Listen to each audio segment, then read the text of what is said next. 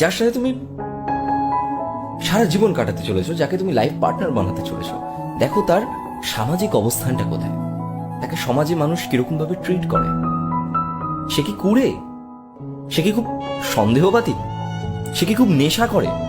সে কি জানে না কোথায় কি কথা বলতে হয়? সে কি তার ব্যবহার কি ভালো নয়? এগুলো একটু ভালো করে দেখো, খেয়াল করো। তার পার্সোনালিটি কি খুব বাজে? সে কি বাবার টাকায় ফুটানি মারে? এগুলো দেখা খুব জরুরি।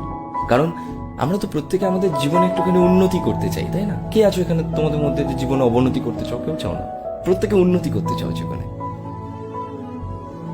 5 বছর বাদে, 10 বছর বাদে তুমি জীবনের এমন একটা জায়গায় থাকবে যেখানে